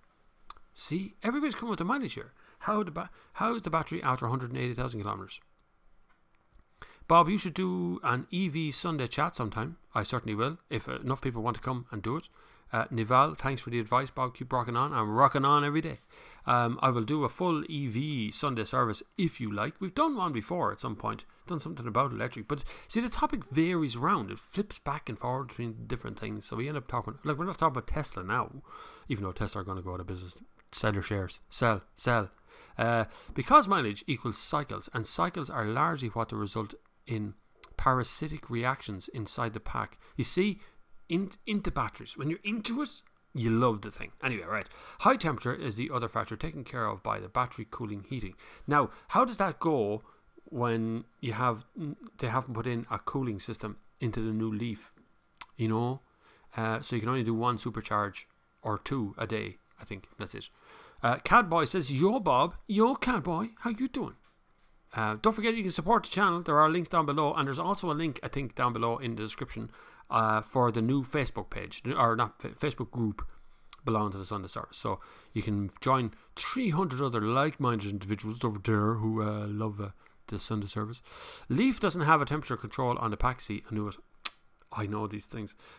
Though the 60 kilowatt Leaf will, for 5k, bloody hell, €5,000 for a temperature control pack that should have been there from day one, and relies on software to prevent temperatures going too nuts. I don't, at €5,000 premium for a software pack to make the thing do what it was supposed to do is just wrong. That's just wrong. That you should call Nissan out on that. You shouldn't buy that thing. Yes, but the 40 kilowatt will still do 270 to 300 kilometers summer and 230 to 250 winter. And it's only problem if you're doing more than 3 rapid charges in a day, and that would be over 500 kilometers a day. I love your rationale, but you see, the problem is once it gets bad press, it's all over. It's just all. It's like my wife said to me the other day. My wife said to me the other day that there was when a product is being recalled, so when a recall happens on a food product, whatever it is, and everybody goes, wow, look at that bread or whatever, spinach the other day that's full of listeria, right? That is the end of the sales for that product. No one's ever going to buy the product again. That's what happens. You walk in and go, oh no, spinach, oh no, spinach, that's all poisoned, no matter how clean it is. So, and that's true, but the same applies to cars. Once they get a reputation for being unreliable, difficult to use, hard work, whatever it is, they just don't sell. That's what happens. It just all dies a death over time, and nobody wants to know about it. So, nobody drives 500 kilometers a day, really. Like, not every day. Very few people. The majority of people drive. The average commute in Europe, as far as I'm aware, is 30 kilometers a day. So that's any a bicycle can do that, right? Seriously, I can do 30 kilometers in an hour on a bicycle. No problem. If you do an offline Sunday service, will you need a pulpit? Sure, I certainly will. I will hire out a church and the pulpit and the whole lot, and we do an offline Sunday service. Everyone sits in their little pulpits and ask me questions live. That'd be funny. There may be something in that. Johnny, there's still consequences for pack life. One issue is the cells are stacked on top of each other. The other are the rear of the pack and the heat rises. Correct, very top one. Yeah, I've seen that a few times actually. I've seen another fella tell me about that, about the new Mondeo Hybrid, which has a rather large pack in the boot, which takes a big chunk of the boot space over it, but it's actually just a big stack of batteries, which means the batteries in the middle of that pack get very hot.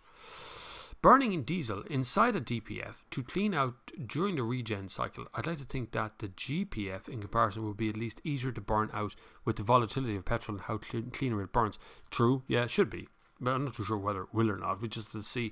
Generally speaking, car companies will tell you black is white until 5 years down the road and there's a pile of DPFs in a corner of a garage all being replaced. Then they stop telling you black is white and go, oh, you were right, you should have got them fixed in the first place. Good news on my upcoming insurance renewal. I'm now in the final month and able to get actual quotes. Looks like I can keep the Mark 1 Octavia, yet again, £242, fully comprehensive, with protected no claims discount, £280 for A4. That's very reasonable. That's like €300. £242, about 300, well, less than €300. That's very reasonable for fully comprehensive on an Octavia. Well done. I have yet to haggle. It'll settle at £475 for the pair. So a pair of cars. God, that's very good. We are so ripped off in this country by insurance. We are so ripped off. Talking to my wife now, sorry. Afternoon, Bob. Will you be doing a review on the new Suzuki Jimny? Looks like a fine little yoke.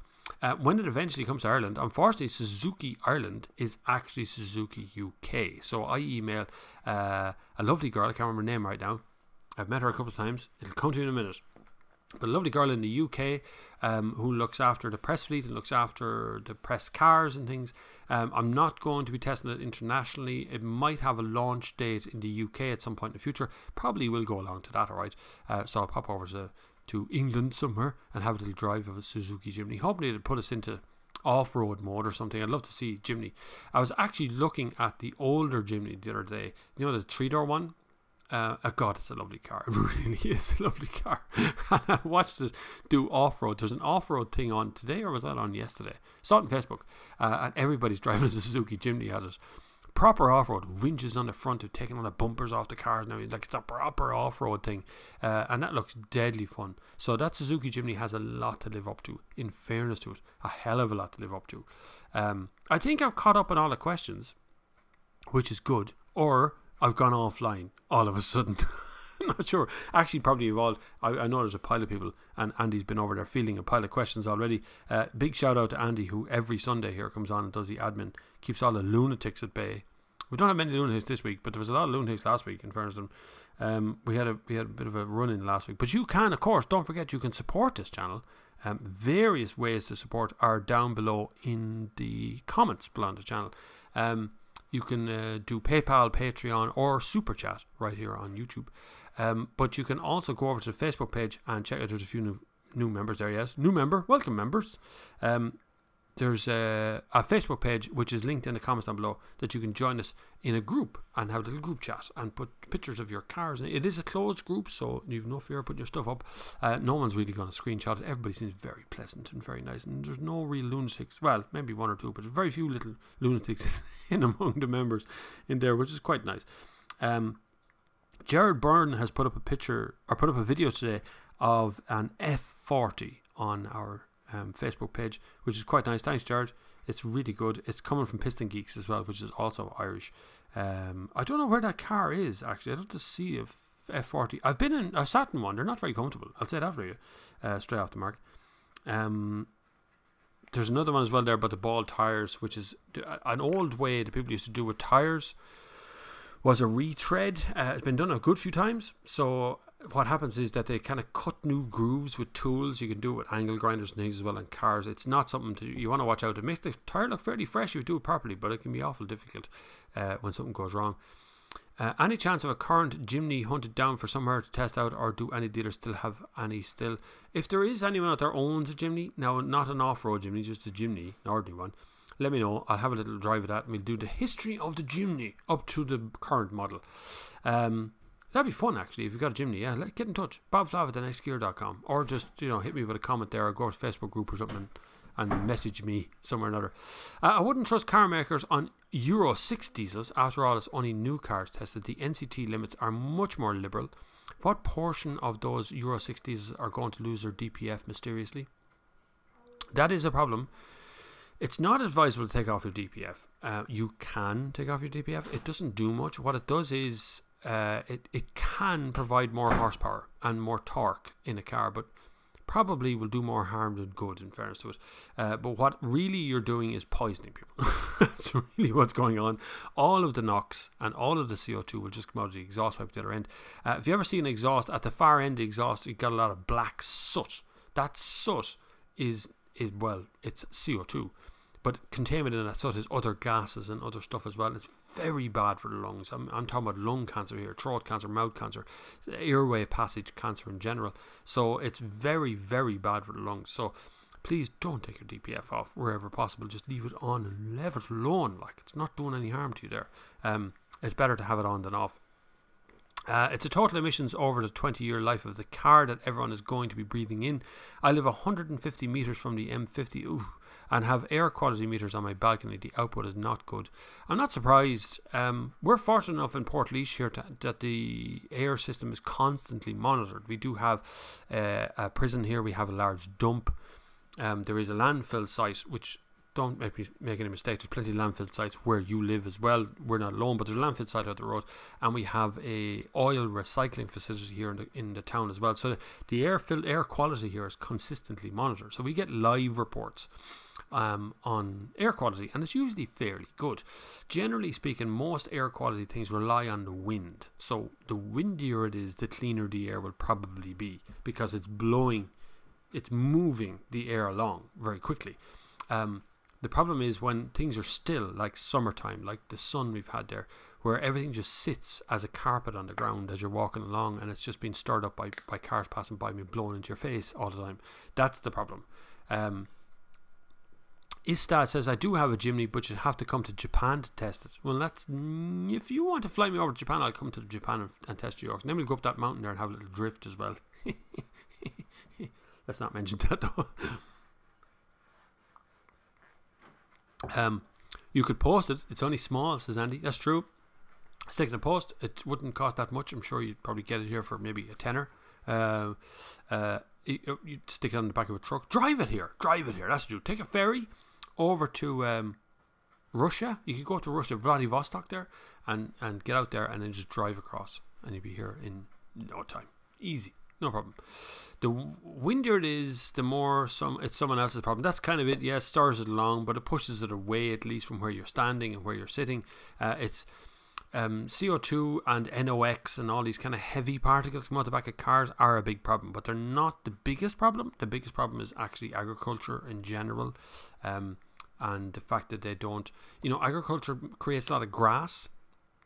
Grass isn't absolutely brilliant at sucking up CO2. Trees are very good at that, but trees are generally cleared to make way for agriculture, like farms, cows and sheep and all, they clear off trees. They don't want the cows wandering the trees, so they cut them all down. So the problem is that the thing that makes oxygen, which is the tree, is being cut down to service agriculture, which is creating so much CO2 from cow farts and so on, that there's no trees to absorb it. So it's like this vicious cycle, and the agriculture industry doesn't want to deal with that, where the car industry is dealing with it, and we're not getting any no one's pointing at us going, wow, look what the car industry is really doing to solve the CO2 problem. That never happens. Fun factoid: you used to be able to post children via the US Postal Service. You can still mail livestock. No idea how that works. You could post children. You could post the children? No way. You don't put them in a box or something, do you? You must put a stamp on their chest or something and put them onto a train. That'd be fun. That'd be fun for the child. The child would have it. My kids would be gone in a flash if that was true. Saw through poisoning people. All pure idiots do that in the US with 3/4 of a ton of diesels. EPA just fined Bully Dog, a programmer that allowed removal of a catalyst. Yeah, and I know it's a thing I see in the US as well. They remove the catalyst, they remove the DPF, they remove everything off the car, and then they sit at the traffic lights, they push into neutral, and then they rev up the engine. All this black soot comes out, and I think it's brilliantly fun to cover people like a smoke screen behind them and to cover cars and things. That is pure poison. I mean, that is really, really, really grim what they're doing there. I'd love to film people and just post it online with their license plate and a whole lot, and point a finger and have them fined. It's terrible, absolutely terrible to do. And so it shouldn't be encouraged in general. You should try and be CO2 efficient. We can all be CO2 efficient and still have fun in our cars without having to go crazy on the stuff. Have you seen Russian drivers? I have. Do you know how many sites there are? Every time I go to YouTube, I either watch cats falling down the stairs or I watch Russian driver dashcam things. It's become US driver dashcam. They're not quite as exciting though. There's nothing more exciting than watching a car doing 100 kilometers an hour being overtaken by a Lada doing 102 kilometers an hour on a very short straight. That's very exciting. That's like butt-clenchingly exciting. But it usually ends in tragedy. There was one really funny video. It was only funny because the guy survived. A truck hit another car head on. No one was injured, but your man was ejected from the truck out through the truck door and ended up running across the road. I mean, it just kind of it was like he was getting out in the middle of the crash. It was really good, and he totally survived. He just ran across the road and stopped running, and he was fine. It was something else. Brilliant video. I posted a video on the Facebook group earlier of someone driving in from England to Australia. Be a handy guide for Japan to Ireland road trip. That'd be brilliant. Yeah, brilliant. I have this idea. I'd love to do it, and I know everyone keeps saying to me to create a one of those raise funds page, but I'm not too sure whether I want to do that or not. Fear of failure usually stops you wanting to create these pages. GoFundMe page. But what I'd love to do is drive the longest contiguous road in the world, which actually starts in Spain. Southern Spain to Vladivostok in Russia is the longest continuous road in the world. So it's a road where you don't have to take a ferry, and it's an actual registered road, right? So if you look, there's the actual longest road in the world starts in, I think it's called Ushuaia in Alaska. Comes down all the way through Alaska, into Canada, into America, through Mexico, and goes all the way down to the very tip of Argentina. Is actually the longest road, but you can't continuously stay on it. You must take a ferry at some point to that, particularly where the Panama Canal is. You definitely take a ferry there because you're not going to cross that too handy. But places like Ecuador and things where you won't be able to get visas to pass through. But in my part of the world, you can start in Spain, and the first time you'll need a visa is when you reach either Ukraine or Russia. Once you have a Russian visa, you can drive all the way to Vladivostok in one shot without ever showing a visa again. So it's kind of an amazing thing to do. It's about 10,000 kilometers, I think. It would take maybe 7 or 8 days. But I'd love to do it. It would cost a bit of money. I'd love to do it as a film. I'd love to do it and actually meet people and explore and arrange interviews and things. It'd be kind of cool. Pan American Highway is what Andy McPhee says. Yes, you're right. For most, it's called a Pan American Highway, but it's just, I wish it was, you can't drive it in one shot. Used to send livestock in Northern Ireland via buses, boxes of live chicks. I have been on buses that have live chicks on them in Ireland when I was a young lad.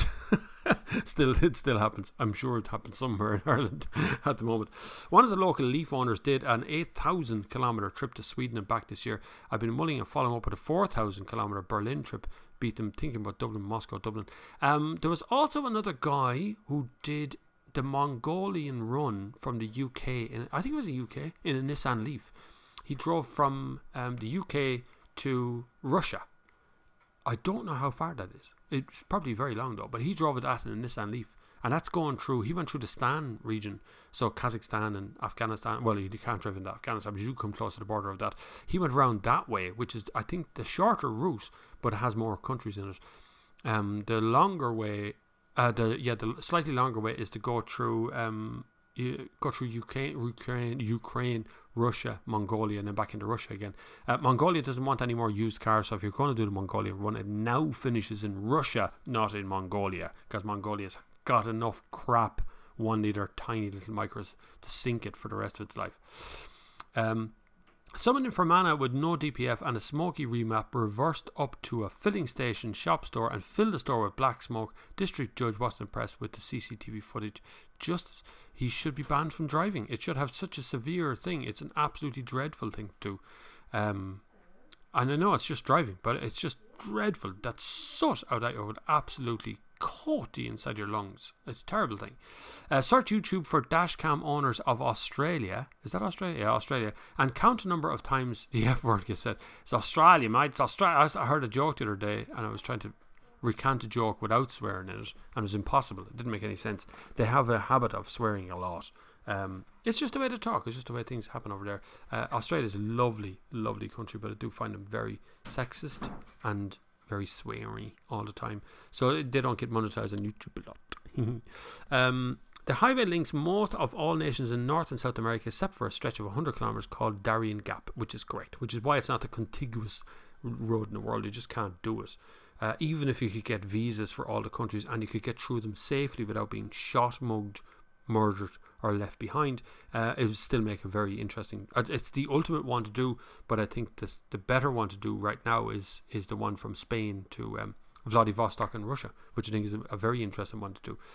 There's loads of people to be interviewed along the way as well. I would actually take the Kazakhstan and Mongolian route rather than, if you go up through Spain, across through France, into Ukraine, into Russia, then into Kazakhstan, across Kazakhstan, pop out through the other side of Kazakhstan, back into Russia for a little bit, then into Mongolia, cross Mongolia, back into Russia, and then around the corner into Vladivostok. And at Vladivostok, you are at the next thing down from Vladivostok is China or North Korea. That's your only two options after that. So it's as far west as you or far as east as you can possibly travel on a road without having to take a ferry. So it would just make an interesting drive. I'd love to do it. I'd love to film it and do it, but it would require a crew. It wouldn't be something you could do on your own. Sorry, Dane, drink of water there. After Danny Healy-Rae, oh God, don't mention that clown. Anyway, after the embarrassment of the public TD we have out there called Danny Healy-Rae. Anyway, he commented EVs were unable to make it from Sneem to Cahir Daniel. So what Danny Healy-Rae actually said was he wouldn't want to get wet. He wouldn't want an EV to get wet. He wouldn't be able to drive an EV through floods. Now, obviously, anybody who's got a bit of a clue in their brain would know that an EV is a sealed unit. So you could actually submerge a CV. I mean, you could drive on the floor of the sea and not get electrocuted in an EV. All of the salt water probably do damage. But you could definitely drive an EV up to the windscreen without having any problems at all, because none of the air intake, which is what makes a petrol engine or diesel engine continue to move through big floods, all the air intake just supplies air into the cabin. It has nothing at all to do with the engine, so it can suck in all the air at once, and it doesn't make any difference. So Danny Healy-Rae's idea was that an electric car couldn't get from one place to the other through the floods, when actually it would be the more sensible thing to use to go through the floods of it. But at the same time, he drives a Mercedes. His brother drives a Skoda. I know that because I've seen him in it a couple of times. Yeah, you tow him to Moscow and please bring him with you. Just get him away. He was on the TV the other night, but I don't watch Irish television much anymore. But Matt Cooper was on and Danny Healy-Rae was on with him, co-presenting or something. I was afraid to look because I'd just get irritated. Where are we now? We're doing well still. Adrian. Is that your username? It's not your real name, right? Adrian. It would be very cruel of your parents to call someone whose last name is Adrian and call them their first name Adrian as well. Anyway, hi Bob. What about the MPG, my 2003 1.8 turbo 20 valve Passat, got an extra urban official consumption of 43.5 miles per gallon. On a long run, I can get 47 MPG easily. It's all about driving style. That is true. You're absolutely right. It is about driving style. It's driving style and what's in the cabin. So if you're carrying 5 people, and if you think, say that's 500 kgs, like at 100 kgs per person, I'm 85 kgs, so people are between 80 and 120 kgs, so take an average to be 100 kgs, 500 kgs in the car. That's half a ton of people in the car. That's going to affect your MPG immediately. But if no one's in the car with you and you drive very easy and you're very nice, you're very convivial on the road, you'll be fine. So driving style, condition of the car, pressure of the tyres, the amount of fuel in the tank, the amount of weight the car is carrying, it all has an effect on MPG. The one that goes through the EU is E40. I used to live close to it in the Netherlands, and in Maastricht, in the middle of the motorway, there's a crossroads interrupting it, weirdly. The Dutch doing engineering is like only they do. We're building a double-decker tunnel system under the city to stop this traffic lights on the motorway nonsense. Should be finished now. It was a nightmare for roadworks for years. I've always found Holland to be very bad on roadworks because they do 2 things. One is they cycle or they use scooters for everything. And then at the weekends they get out their V8s and their camper vans and their caravans, and they pollute the motorway going out of Holland, going south to France every weekend. They desert the place. Holland's like closed. There's no Dutch people in Holland on the weekend. They all go camping. It's fabulous. Brilliant country if you want to go camping in. Just don't go there camping. But if you're looking for a V8, if you're looking for an Americana car, Holland's pretty good. They do a lot of that there. Mike Burke once knew someone called Courtney. Why would you do that? Well, as a parent, you sit down thinking about your children's names for months before they're ever born, and your last name is Courtney, and the first thing you do is let's just call him Courtney just to keep them all nice. That doesn't make any sense. Anyway, listen, you can look after this channel by submitting money by Super Chat, PayPal, Patreon, and so on in any way possible you can. It would be absolutely fabulous. But if you can't, at least hit that subscribe button. Check out the links down below and the links that will be on the podcast when this finishes as well for information on our Facebook group. You can join that. It costs nothing. It's free. All you need is a Facebook account. I can't control that for you, but you need a Facebook account to get in there and become a member. We're going to organise a meet before the end of this year for sure. Some Sunday we'll do a live Sunday service and bring what you've got kind of a Sunday service, and we'll meet somewhere central to everybody in Ireland. If you're not in Ireland, you'll still be able to meet because we'll go live from that Sunday service. Hopefully you've enjoyed something today and you have learned something along the way, and if you haven't, join us next week and you'll learn something then. Make sure you hit the subscribe and the bell button down below, and I will hopefully in the very near future see you on the far side.